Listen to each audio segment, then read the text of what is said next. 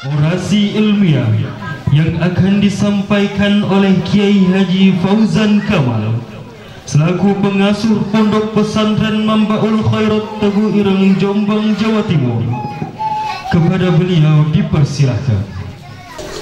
Assalamualaikum warahmatullahi wabarakatuh.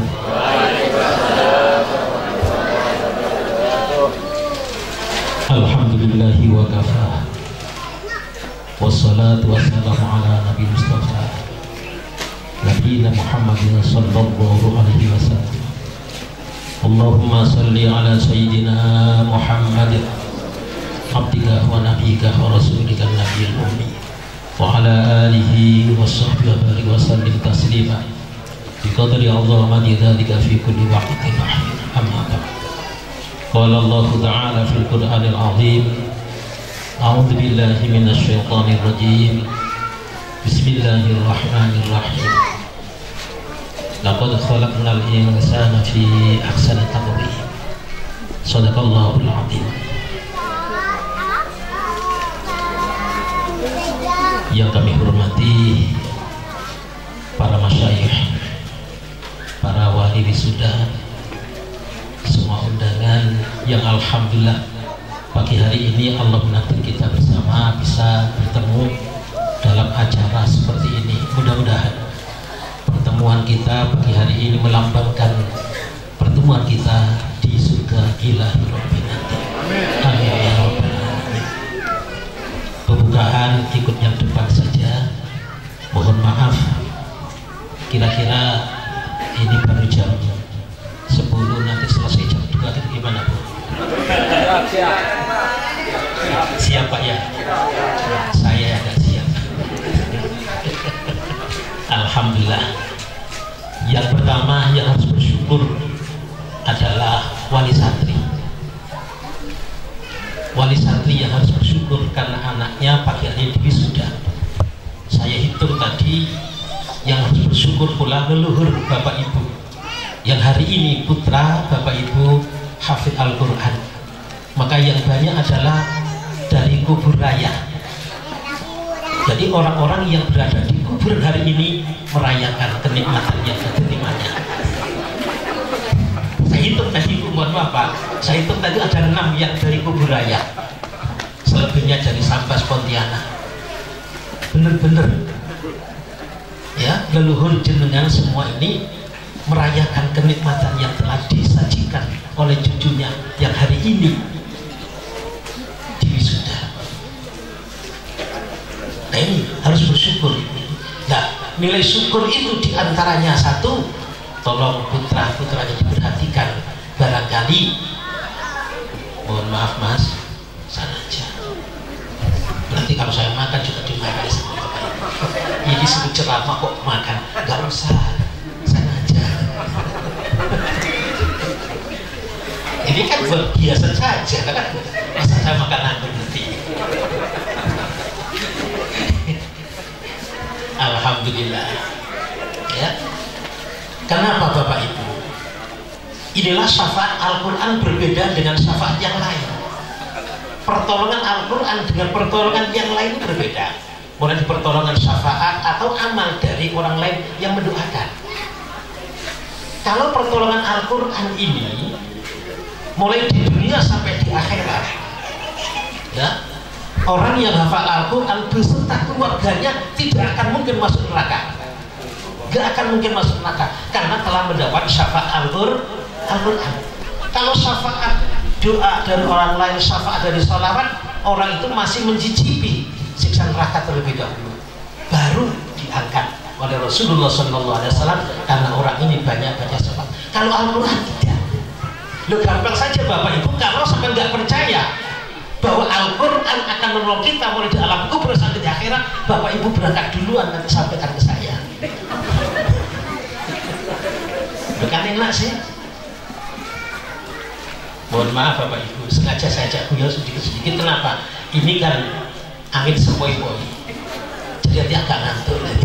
Kalau sudah ngantuk nggak akan sempurna menerima apa yang saya sampaikan. Oh iya, mohon maaf. Ini saya bahasa Indonesia, apa bahasa Melayu, apa bahasa Jawa, apa bahasa Madura?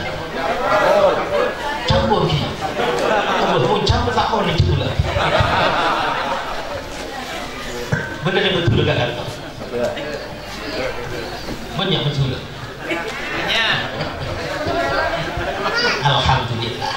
Nah, karena kita juga bersyukur Bapak Ibu. Kenapa bersyukurnya? Kita ditakdir satu menjadi orang Indonesia. Yang kedua, kita terlahir setelah Nabi Muhammad SAW diutus. Kita terlahir ke dunia menjadi umat Nabi Muhammad, umat paling enak dibanding umat-umat terdahulu. Kalau kita berbuat dosa, kita taubat. Cukup baca istighfar yang banyak. Makanya kalau wiridan saya ingatkan bapak-bapak, ibu-ibu, walaupun kita orang Indonesia tidak boleh kita mohon kepada Allah itu Tuhan, Tuhan, Tuhan, nggak boleh. Kenapa? Kalau kita wiridan Tuhan, Tuhan yang jadi bukan Tuhan, tapi coba bapak ibu baca Tuhan, Tuhan, Tuhan, Tuhan, Tuhan, Tuhan, Tuhan, jadi hantu langsung datang kalau malam. Maka tetap astagfirullahaladzim, astagfirullah. Dan itu yang ditunggu oleh Allah Subhanahu wa Ta'ala. Wahai hambaku umat Nabi Muhammad, mintalah ampun kepadaku dan aku mengampuni. Bukan berarti nanti kita kalau gitu kita berbanyak baca dosa supaya nanti kita ditunggu Allah baca istighfar, ya tidak. Ini kita bersyukur. Satu, Allah menakdir kita menjadi umat Nabi Muhammad ini. Satu, apa namanya, badan kita nggak terlalu besar.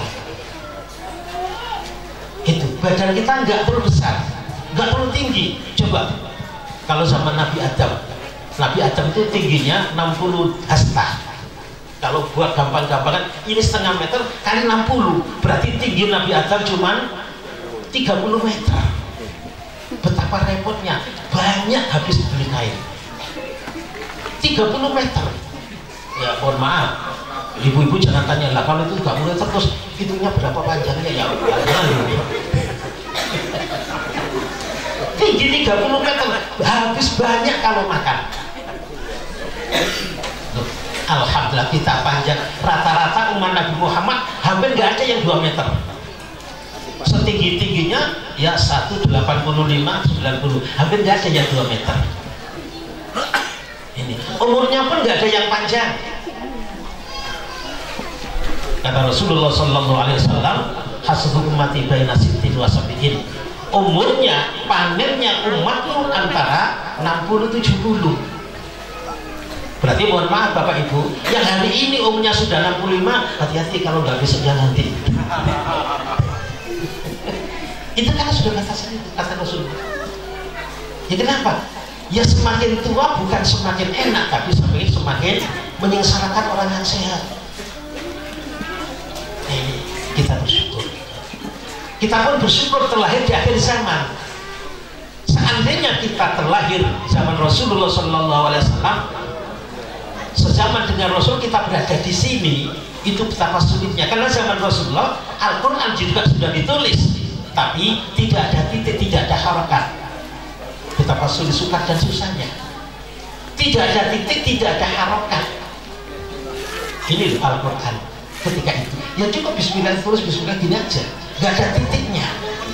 Nah sekarang sudah ada titik. Kalau titik 1 bawa bak di atas nun, nah itu harokat juga begitu lengkap sekali. Walaupun lengkap begitu masih banyak orang pembianak yang nggak bisa ngaji. Allahumma sholli ala Muhammad. Mohon maaf ini Ustaz, barangkali ya, alhamdulillah. Kenapa? Mungkin di antara para wisudawan yang takfir ini ada orang tua yang la sholat wa la soma wa la salam. Mungkin ada orang tua yang tidak pernah sholat, nggak pernah puasa, juga nggak pernah mandi. Nah, mungkin saja itu kalau di sana. Kalau di sini ya nggak jauh lah. Karena sanaan ini, Bapak Ibu saya cerita aja. Ada, saya punya wali santri itu yang asalnya la sholat wa la soma wa la salah. Orangnya nggak pernah puasa, nggak pernah sholat, nggak pernah mandi, dan alhamdulillah putranya hafal Al-Quran. Putranya hafal Al-Quran. Apa kata kiai setempat? Jadi santri ini adalah bagaikan tikus punya anak macan, bukan kucing. kucing, punya anak tikus. Kenapa? Orang yang begitu. Tapi alhamdulillah, setelah putranya hafal Al-Quran, ada perubahan. Orang tuanya akhirnya mau sholat, mau puasa, akhirnya berangkat umroh, akhirnya berangkat haji. Dan seiring dengan perkembangan kuatnya ibadah kepada Allah, Allah memberikan pula kekuatan ekonominya. Yang asalnya hanya beli ikan di TPI, alhamdulillah akhirnya bisa punya kapal, nggak banyak, cuma 3. Alhamdulillah. Ini makanya insya Allah Bapak Ibu, kalau Bapak Ibu memperhatikan Al-Quran, yakin Allah akan memperhatikannya. Seseorang yang tidak memperhatikan Al-Quran, insya Allah tidak diperhatikan oleh Allah. Tapi Allah masih sayang, walaupun tidak mau taat, walaupun tidak mau ibadah, Allah tetap bertanggung jawab sebagai Khalik, zat yang menciptakan. Masih akan tetap diberi jatah makan, tempat, dan pakaian. Tetap dikasih jatah. Maka kita bersyukur kepada Allah. Ya, ini makanya ini untuk yang sudah wisuda binadar, lanjutkan. Karena saya ingatkan mas-mas, tidak menjamin IQ yang tinggi, yang cerdas, bisa selesai Al-Qurannya kalau tidak istiqomah. Jadi istiqomah sangat penting sekali. Ya, jadi santri jangan sok sosial. Wahai anak-anakku, jadi santri jangan sok sosial, akan jadi sial sampai nanti. Karena kalau sosial, minta teman, minta antar ke sana, diangkat gini jaga, gini, ikut aja kepada teman-teman yang lain, tidak punya pendirian, akan sial sampai nanti. Understand? Ini ngaji karena cepat seneng bener berdua ya. Ya, ini ya. Nah, harus sungguh-sungguh. Ya, makanya Bapak Ibu yang hari ini putranya masih wisuda binadar, mohonlah kepada Allah, terutama yang mukhlas, dikasih kesehatan, ya, anak-anak dikasih kesehatan sehingga akan cepat menghafal Al-Quran. Ini langkah pertama tadi disampaikan. Kenapa? Ya, karena Al-Quran ketika sudah hafal Al-Quran tinggal melanjutkan. Isi kandungan Al-Quran harus didalami.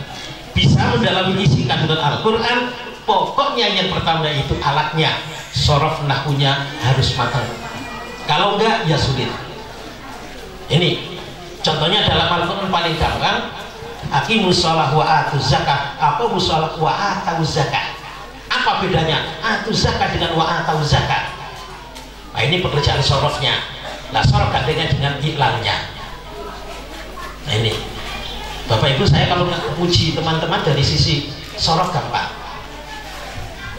saya kasih hadiah kalau bisa, sekaligus sorofnya ditasnif, istilah lugawi, sekaligus dengan iklalnya.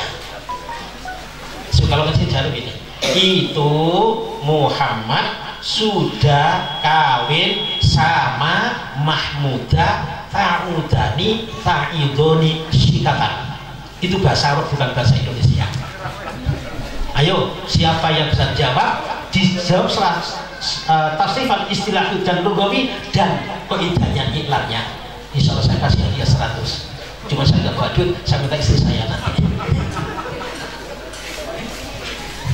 Nah, alhamdulillah, mohon maaf ini, saya tadi batin saya, ya Allah, saya bersyukur menemukan Mas apa? Satu kan? Ikhlas apa? Ikhlas ya. Memang benar, hati harus ikhlas benar.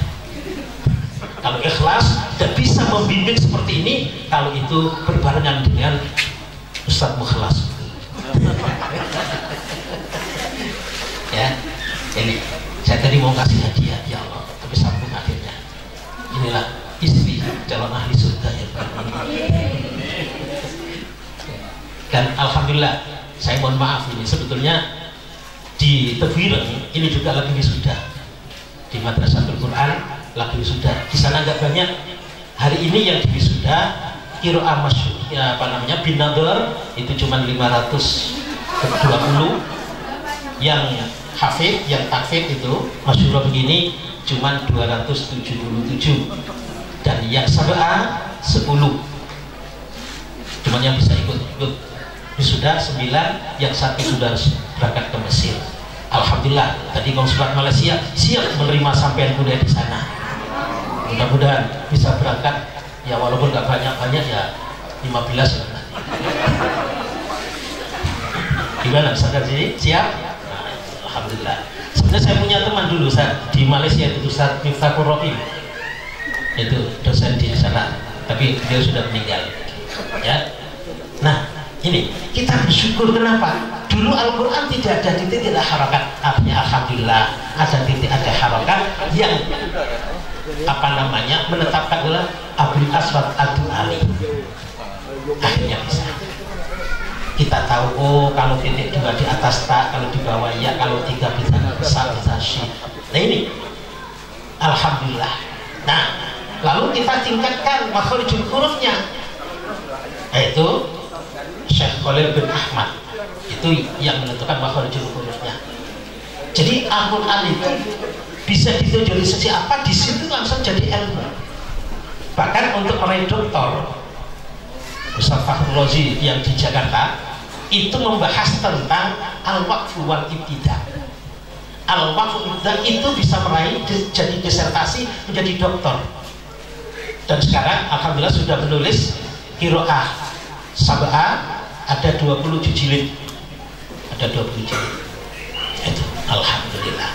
Makanya yang sudah selesai masyhurnya lanjutkan sab'ahnya. Ustaz Mukhlas siap sab'ahnya.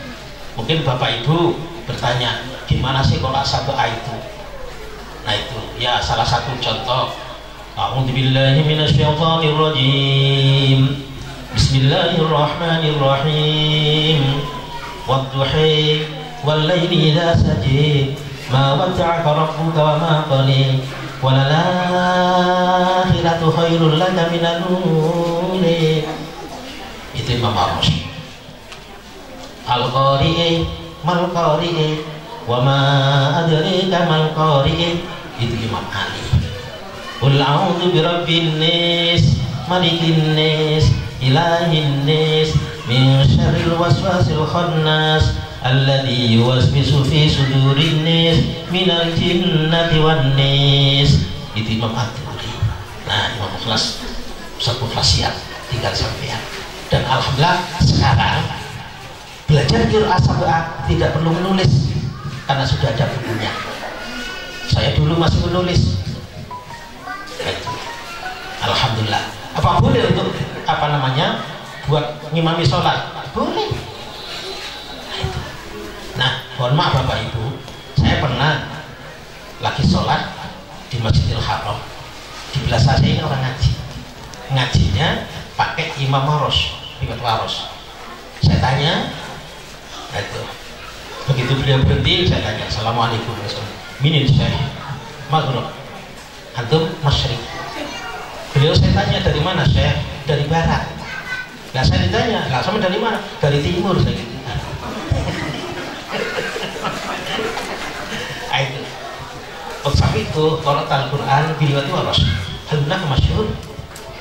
Nah kampung Syekh, kampung berapa umurnya Syekh? Beliau baru umur 64. Umur 64 beliau menghafal Al-Quran baru dapat 8 juz. Kalau ditanya akan setor ke Syekhnya, beliau ini berangkat sama cucunya. Cucunya juga menghafalkan Al-Quran. Cucunya waktu itu baru dapat 12 juz. Kakeknya baru 8 juz. Kira-kira orang Pontianak mau nggak ngaji bareng cucunya ngapalkan? Bu, nggak mau Bu. Itu orang Arab. Dan gelarnya rumah Bapak, gelarnya doktor. Doktor umur 64 ngapal Quran baru dapat 8, cucunya 16. Tetap menghafal Al-Quran. Kenapa? Inilah untuk mengunci syahwat kita, keinginan yang duniawi. Insya Allah hidup akan selamat dunia akhirat. Makanya ya, karena Al-Quran itu pegangan hidup, Maksudnya pegang hidup, jangan Al-Quran cuma dipegang taruh lagi. Kenapa? Saya masih hidup gitu. Ya. Jadi Al-Quran dibaca, setelah dibaca, nah ini didalami artinya. Makanya tadi bisa mendalami isi kandungan Al-Quran, makanya alatnya harus dipahami, yaitu sorof nahwunya. Sorof bagaikan ibu, nahwu bagaikan bapak. Lebih sulit, sukar dan susah sorof itu, karena ketika dibaca berbeda harokatnya, maka artinya pun berbeda, titiknya berbeda juga, artinya pun berbeda. Nih anak-anak, kalau fi'il mudhari itu bahasanya yang suruh domirnya apa itu? Domirnya apa? Yang suruh domirnya huwa, ya kan? Dia sedang menolong, dia sedang menolong.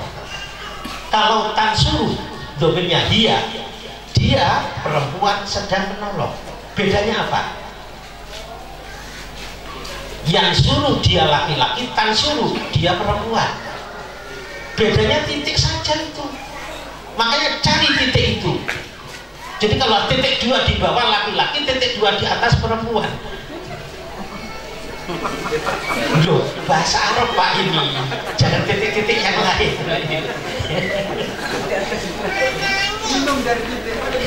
Bingung ya ini. Nah, falsafah harokat ini sedikit falsafah harokat. Dulu Al-Quran tidak ada titik, tidak ada harokat, ada falsafah harokat. Ada harokat itu fathah, dhamma, sukun, tasdid dan kasroh. Ini bahasa istilah-istilah bahasa Arab. Fathatun, jadi fathah itu terbuka.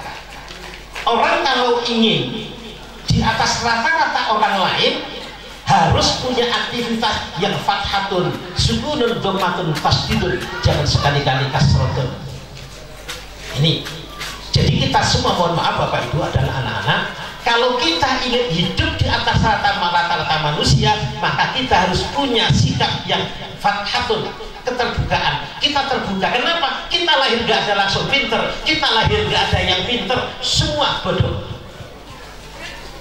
Ada nggak kira-kira di pot yang begitu lahir, mama gitu ada?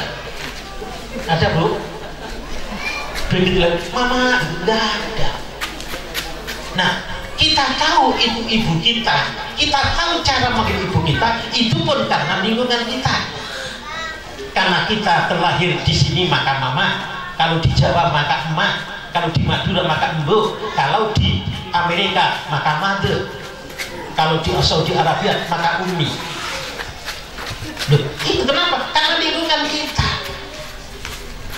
Nggak ada sebentar. Wallahu akhrajakum min butuni ummahatikum la ta'lamuna syai'a wa ja'ala lakum as-sam'a wal absara wal afida la'allakum tashkurun. Semua nggak ngerti apa-apa. Bagaimana supaya orang itu bisa ngerti? Maka gunakan semaksimal mungkin as-sam'a wal absara wal afida. Dengarkan orang berbicara, perhatikan bagaimana cara berbicara, masukkan dalam hati, pilih dan pilih yang terbaik. Karena pembicaraan tidak semua baik, dan semua pembicaraan tidak ada yang pasti jelek semua. Pasti ada sisi baiknya, ada sisi jeleknya. Sebaik-baik manusia pasti ada jeleknya, sejelek-jelek manusia juga pasti ada baiknya.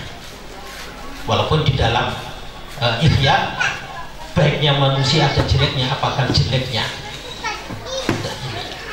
Ya. Nah, ini kita harus belajar, kita tingkatkan.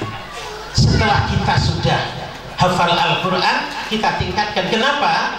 Mas-mas, orang hafal Al-Quran itu, orang bisa baca Al-Quran itu, pada hakikatnya ketika dia membaca dan mengerti isi kandungan Al-Quran, maka dia sedang dialog dengan Allah Subhanahu wa Ta'ala. Kalau ayat-ayat itu tentang cerita Nabi Adam, Nabi itu, Nabi Ibrahim, nabi-nabi yang lain, kita sedang mendengarkan, kita sedang membaca kisah-kisah yang disajikan oleh Allah Subhanahu wa Ta'ala. Untuk apa? Untuk iktibar bagaimana kita menjadi umat yang terbaik.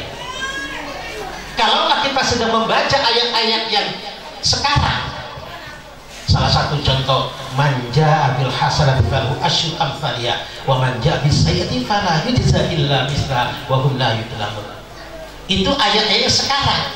Kalau kita melakukan satu perbuatan saja, Allah akan membalasnya 10. Tapi seseorang yang meninggalkan satu kejelekan, maka akan dibalas 1 oleh Allah. Inilah enaknya kita menjadi umat Nabi Muhammad SAW.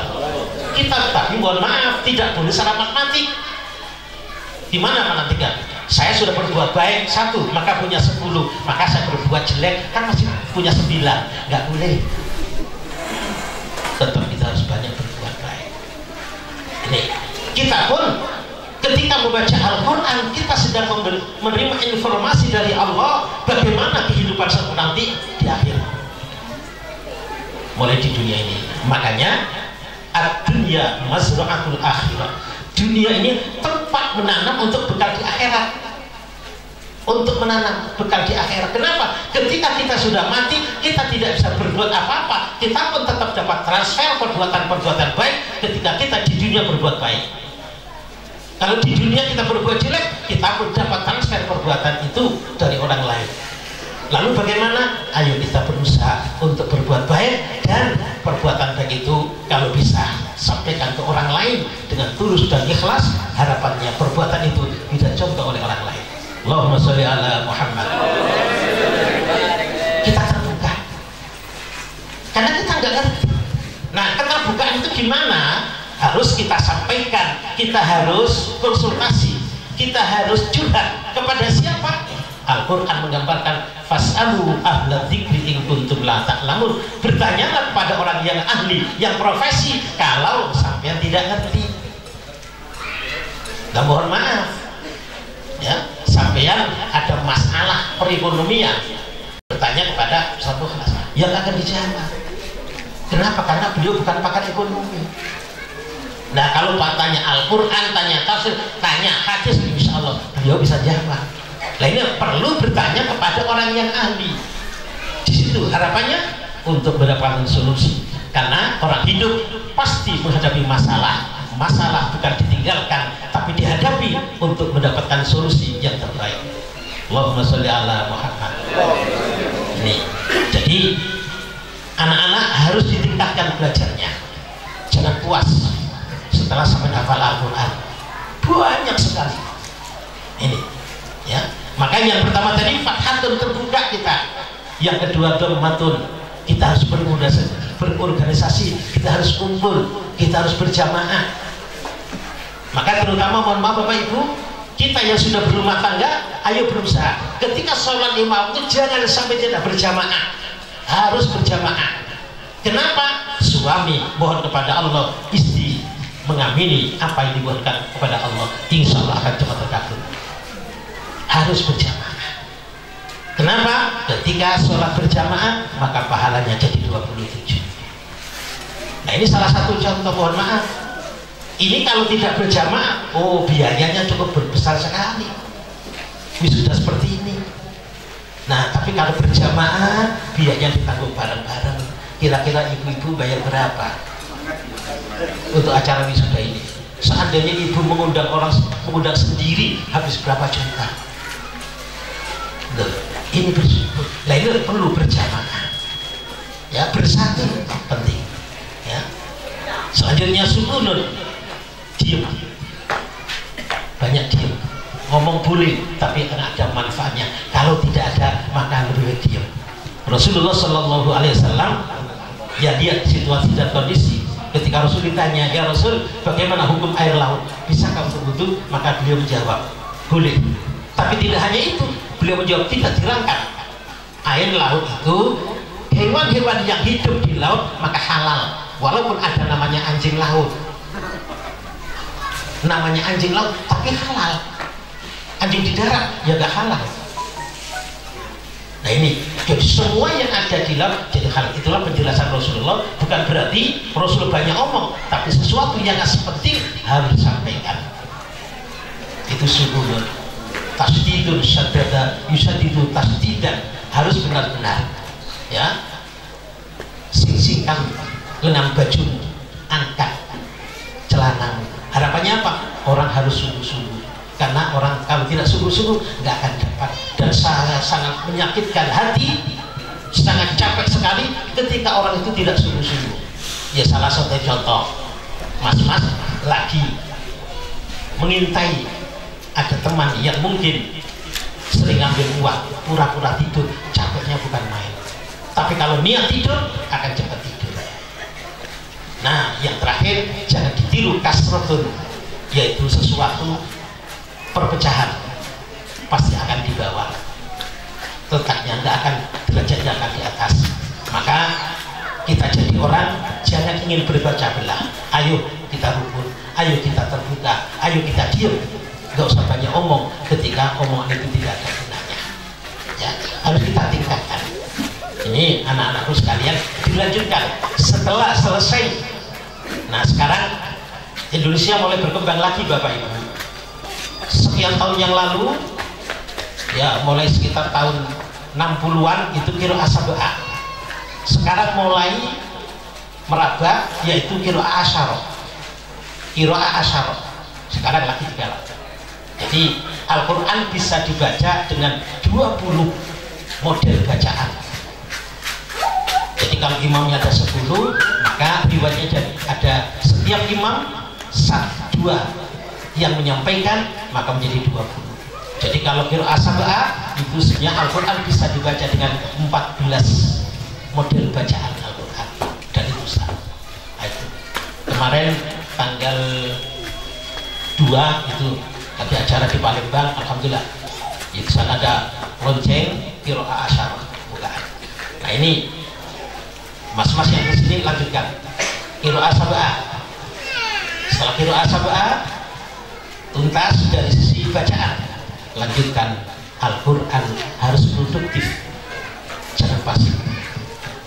Al-Quran harus produktif. Ini bisa ya, tadi itu harus berusaha untuk mendalami, tidak boleh main-main. Ini Al-Quran ya.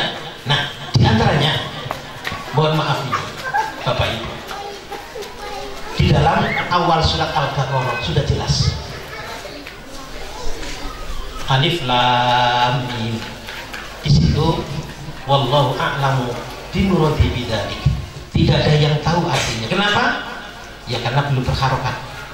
Kalau udah ada harokat, alamah yaitu ada artinya. Bukan alam, bukan alimah, tapi pakai hamzah. Itu menyakitkan. Tapi kalau alif lam mim, tidak ada yang tahu, hanya Allah yang tahu. Inilah diantaranya pentingnya kita belajar Al-Quran itu kepada orang yang benar-benar ahli di bidang Al-Quran.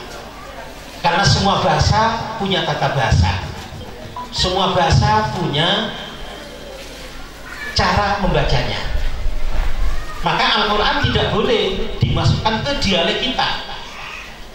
Salah satu contoh, kalau di Jawa sana, mohon maaf ini kalau ada orang Madura. Ini orang Madura itu biasanya mengatakan hak itu sulit. Alhamdulillah, alhamdulillah, alhamdulillah. Orang Bali sulit punya ta, itu Fatimah mati kena batu. Ya itu. Orang sana ke Jawa Tulungagung Trenggalek nggak bisa mengucapkan ain. Alhamdulillahirabbil ngalamin. Orang Jawa tidak bisa mengucap solihah, solikan, hak jadi kak. Al-Quran nggak boleh dimasukkan ke sana. Kenapa? Al-Quran punya undang-undang, bahasa punya. Nah, kemarin saya lagi santai ngobrol.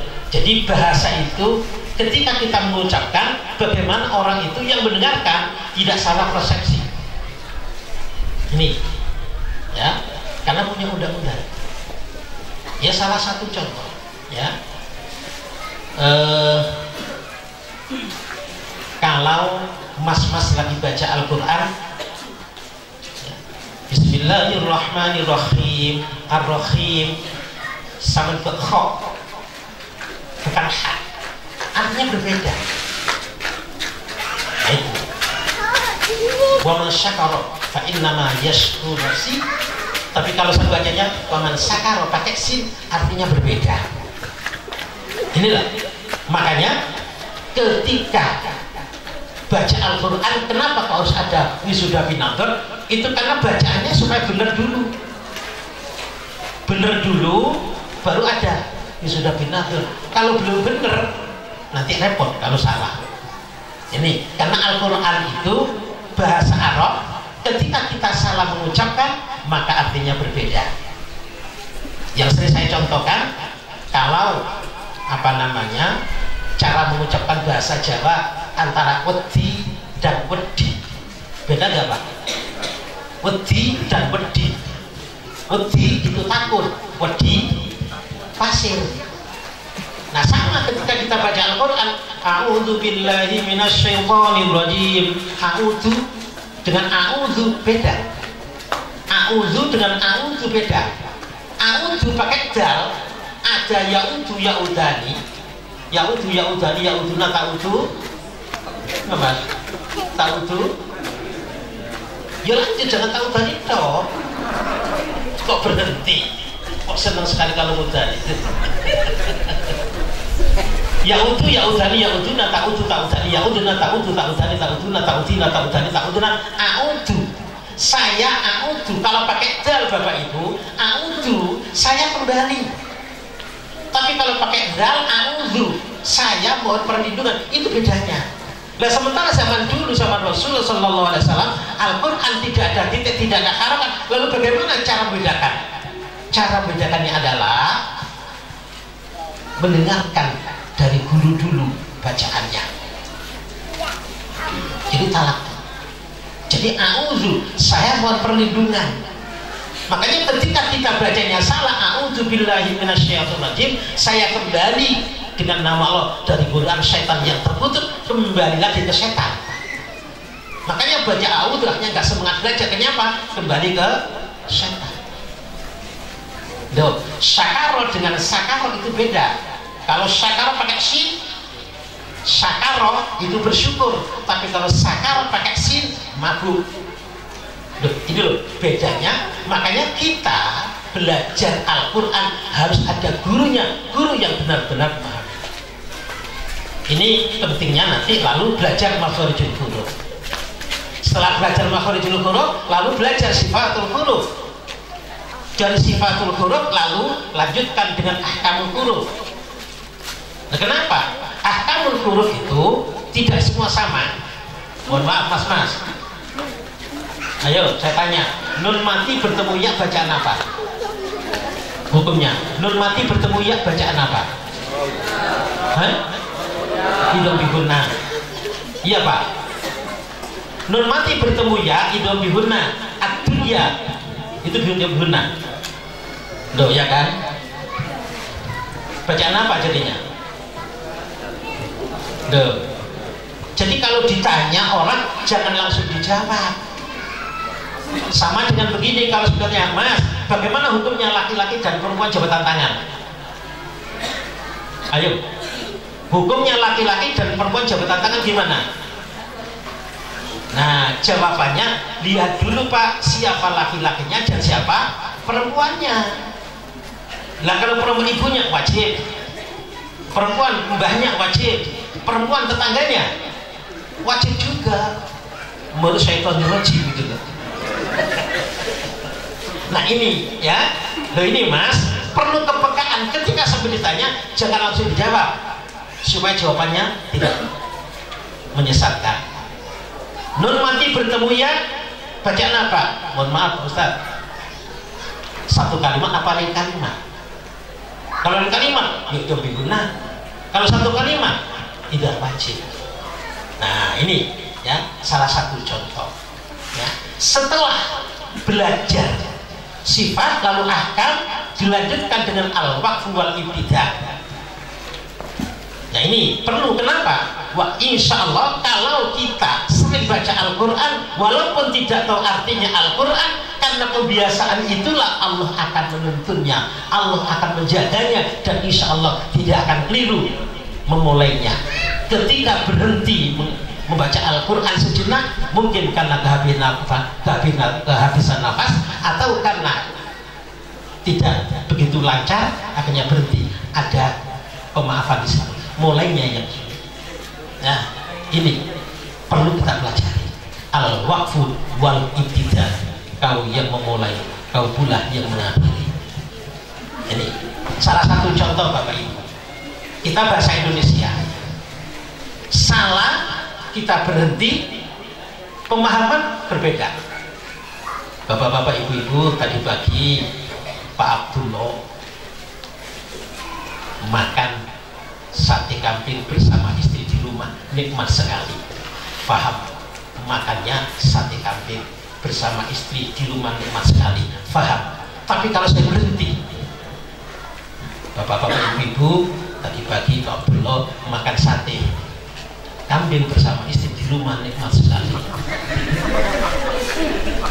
Kenapa? Ya karena salah berhentinya dan juga salah memulainya. Loh, ini perlu dipelajari. Nah ini, makanya baca Al-Quran juga harus ada gurunya. Supaya apa? Supaya tidak salah. Nah, pelajaran Al-Quran, di Al-Quran nanti ada gharaibul kalimat. Ada kalimat-kalimat yang aneh. Nah itu, kenapa kalimat yang aneh? Wa qala rabbu fiha bismillahi majriha wa mursaha. Kenapa dibaca majriha? Qalu ya wailana man ba'atsana min marqadina hada. Kenapa disaktakan? Nah, di sini alhamdulillah Bapak Ibu, kita belajar Al-Quran, baca Al-Quran ini menurut riwayat Hafiz. Alhamdulillah, kenapa? Tidak banyak perbedaan atau ayat-ayat, kalimat-kalimat yang aneh. Kalau imam yang lain sudah banyak sekali. Nah, sementara kalau imam Hafiz enggak. Ini alhamdulillahnya. Kenapa dibaca majriha? Imam yang lain dibaca imalah, imam Hafiz cuma satu ini dibaca majriha, dibaca miring. Kenapa? Dan saya lihat ya bukan karena lafadznya, tapi karena artinya. Wa qala rabbu fiha bismillahi majriha wa mursaha inna rabbi laghafurur rahim. Wa qala ladang sabana bindong irkabu numpak sapa sira kabeh. Faham? Kata Nabi Nuh, wahai umatku, naiklah kamu sekalian dalam kapal ini dengan catatan bismillahi, dengan menyebut asma Allah. Tapi hal itu yang ditentang oleh putranya sendiri. Inilah kadangkala perjuangan cukup sulit. Gampang kita mengajak orang lain, sulit kita mengajak keluarga sendiri. Itu tantangan perjuangan. Ya kita lihat Nabi Lut betapa repotnya menghadapi istrinya dan anak-anaknya. Nabi Lut ditantang oleh istrinya dan ditantang oleh putranya. Nabi Lut ditantang oleh istrinya dan ditantang oleh putri-putrinya. Cukup sulit berjuang. Majriha, kenapa dibaca majriha? Karena kapal yang lagi berjalan pasti miring. Kenapa kok miring? Wahiyat tajri bihim fi mawjin kal jibal. Kapal Nabi Nuh berjalan di atas air yang ombaknya seperti gunung, sehingga sebesar apapun kapal Nabi Nuh, maka ketika berjalan jadi miring. Kenapa? Dihantam ombak yang seperti gunung besarnya. Maka Imam Hafiz bacanya dibaca imalah majriha, sementara tidak dibaca wa mursiha wa mursaha. Kenapa? Ketika berlabuh, ketika tidak berjalan, maka tenang kalau itu tidak sampai miring. Begitu pula kenapa dibaca sakta. Walam yaj'allahu iwaja qayyima. Imam yang enggak baca sakta, hanya Imam Hafiz yang baca sakta. Walam yaj'allahu iwaja qayyim. Jadi Allah tidak menjadikan Al-Quran ini bengkok, tapi qayyiman, jujur. Bacaan Al-Quran paling enak, pemahaman Al-Quran paling nyaman. Jadi salah satu contoh hukum di Al-Quran, ya, salah satu contoh hukum pancung. Banyak orang-orang non-muslim mengatakan bahwa Islam tidak beri kemanusiaan. Kenapa? Adanya hukum dibunuh. Maka mereka membuat hukum bunuh, mulai dari mana? Gantung, lalu suntik, lalu tembak, lalu setrum. Islam hanya satu, penggal lehernya. Di situ Allah sangat pri kemanusiaan dibanding orang-orang yang tidak mau menuruti hukum yang ditentukan oleh Allah. Contoh, gantung. Hukum gantung itu Bapak Ibu, di atas meja dan kursi, orang digantung seret, kursi ditendang seret, orangnya masuk jet. Ini terikat. Ketika leher ini terikat, nyawa tidak bisa keluar dari sini, maka nyawa akan keluar lewat mana? Maka lewatnya jalan depan dan belakang, tubuh dan kubur, itu lewatnya. Kenapa sini tertutup?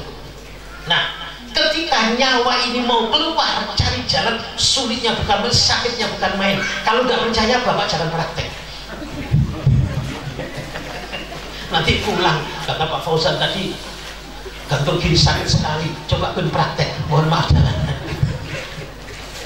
Nah, kenapa olah TKP polisi? Orang ini gantung diri, apa selama ini digantung oleh yang membunuhnya? Gampang mencarinya. Orang kalau gantung diri, maka akan terberak-berak, terkencing-kencing. Itulah orang ketika bunuh diri.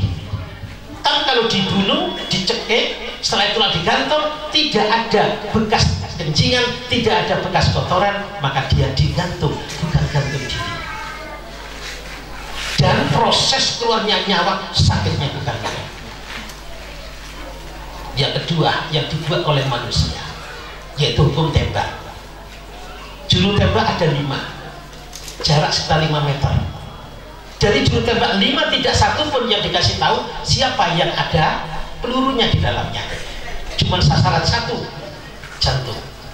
Begitu 1, 2, 3, dia ini jantung jadi lubang, maka detak jantung yang asalnya normal begini, maka mengecil, akhirnya tidak bisa bergerak sama sekali.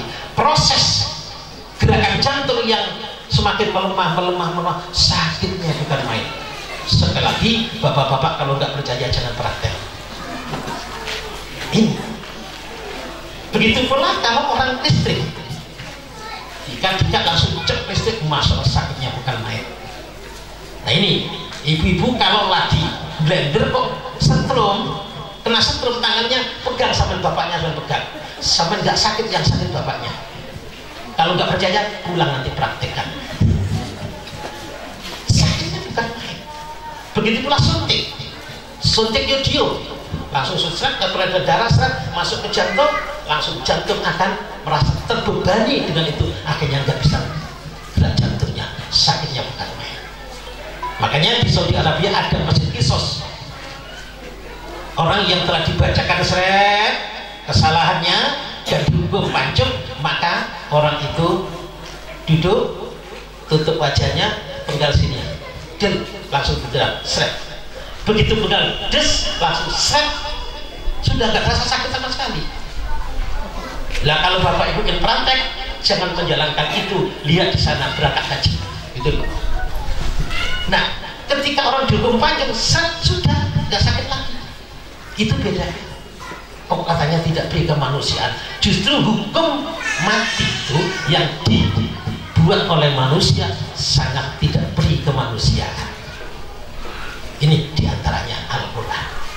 Ya, ini harus kita upayakan, terutama adik-adik. Ayo belajar yang sungguh-sungguh. Ya, alhamdulillah sekarang zaman sudah terbuka seperti ini, insya Allah di barakatil Quran sampai ingin kuliah ke seluruh dunia bisa dan beasiswa. Seandainya, mohon maaf bapak ibu, seandainya waktu belajar dulu saya di pondok ada kesempatan begini, mungkin saya tidak di Indonesia. Iya, karena dulu sulit sekali belajar, sekarang masya Allah mudah sekali. Ada program beasiswa pesantren, ada program Al-Qurannya, ada program prestasi dan sebagainya. Itulah pemerintah mengajak masyarakat untuk menambah ilmu dan menambah ilmu, karena dengan ilmu itulah segalanya akan kita bisa dapatkan. Ini ya, dengan ilmu itulah insya Allah dunia akan bahagia. Makanya ibu-ibu terutama doanya anak-anak ini bisa sukses. Cukuplah kita selaku orang tua yang tidak bisa mengenyam pendidikan yang cukup tinggi, mungkin kita tidak bisa hafal Al-Quran, maka alhamdulillah putra-putra kita bisa hafal Al-Quran. Mudah-mudahan bisa menolong kita mulai di dunia sampai nanti di akhirat. Amin ya rabbal alamin. Maka perlu belajar dan belajar. Ibu-ibu juga begitu, bapak-bapak, maka tetap belajarlah. Tetap belajarlah. Karena apa? Ketika kita baca Al-Quran, kita niati belajar, insya Allah tidak ada dosa. Kita belajar. Ya. Maka kalau kita belajar, kalau kita transaksi dengan Allah, tidak ada ruginya sama sekali. Makanya di dalam surah Al-Fatir, a'udzubillahi minasyaitonir rajim, innal ladzina yatlunal kitab wa aqamus shalah wa anfaqu mimma razaqnahum sirran wa alaniyatan yarjuna tijaratan lan tabur. Yang pertama yatlunal kitab. Nah, ini kalau kata Mas Wan, yatluna itu fi'il apa Mas? Tala yatlu, fi'il apa itu Mas? Fi'il mudhari', jangan dipisah. Berarti fi'il apa? Fi'il mudhari'. Lah jangan. Fi'il mudhari'. Nah, ini Bapak Ibu, fi'il mudhari' itu sesuatu pekerjaan yang sedang dijalankan dan akan dijalankan. Maka ketika kita mendapatkan innal ladzina yatlunal kitab, kita ini setiap hari harus membaca Al-Quran. Harus setiap hari baca Al-Quran. Yatluna. Dengan kita baca Al-Quran, lalu kita dalami, kita upayakan untuk menjalankan apa yang ada dalam Al-Quran. Nah ini. Yang kedua, wa aqamus shalah. Nah di sini pakai fi'il madhi. Karena fi'il madhi, maka pekerjaan sudah dijalankan.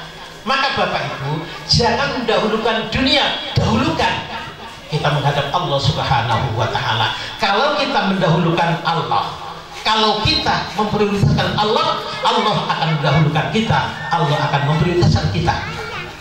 Salat wa aqamus shalah wa anfaqu mimma razaqnahum juga sama, ini menggunakan fi'il madhi. Maka Bapak Ibu, ketika Bapak Ibu ingin anaknya sukses, maka jangan pelit. Di sini memakainya wa anfaqu mimma, sebagian tidak semuanya,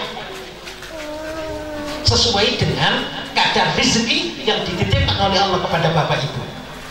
Maka pondok ini nggak ada pesan sponsor dari beliau, nggak ada.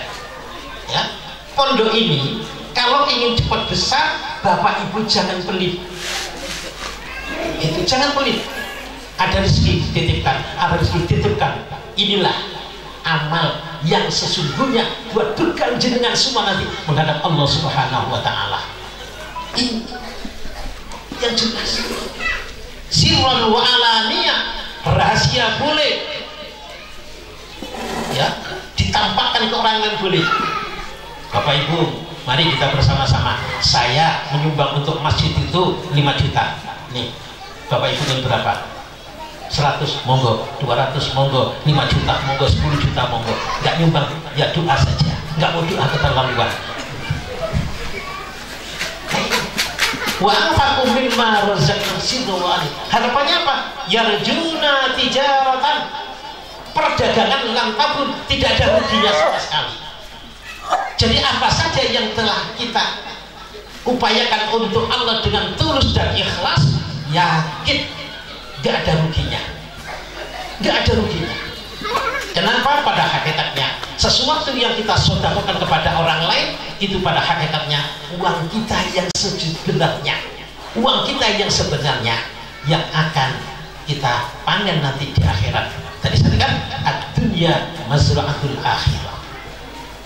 Ini ya, jadi pondok ini akan bisa besar. Pondok ini akan besar-besar, yaitu ada 4. Yang pertama, dengan adilnya para pemimpin ini ya. Yang kedua, dengan ilmunya para ulama. Jadi kalaulah seandainya Bapak Ibu ingin putra-putranya ini ditunggu, langsung sering diingatkan, sering didampingi oleh Pak Mukhalaf. Nah ini syaratnya, nah itu bagi orang yang kaya harus dermawan, harus sakowat. Nah, kalau tidak punya, ya dengan doanya. Mudah-mudahan pondok ini bisa besar, kiainya bisa istiqomah, dikasih sehat walafiat. Itu rezekinya melimpah luas. Mudah-mudahan tidak ingin nikah lagi. Oh, yang paling kelas punya ini. Ya, nah ini. Ya karena apa? Ya karena kalau di sana, itu kata orang Madura, mulok bengal, apabila lagi jadi Madura, keluar dari Madura dari kata orang Madura itu, kalau jadi kiai, jadi bendera, kalau tidak berani menikah lebih dari 1, 2, 3, 4, keluar dari Madura. Jadi kalau ada orang Madura kok keluar tidak berani di Madura, itu karena tidak berani menikah lebih dari 1. Allahumma sholli ala Muhammad. Udah Mas ya? Ya udahlah, itu aja. Terima kasih. Mohon maaf yang sebesar-besarnya. Mohon maaf Bapak Ibu, saya itu terus terang nggak bisa, suruh serius nggak bisa. Nah, itu ya udah nyantai lah. Hidup ini santai aja.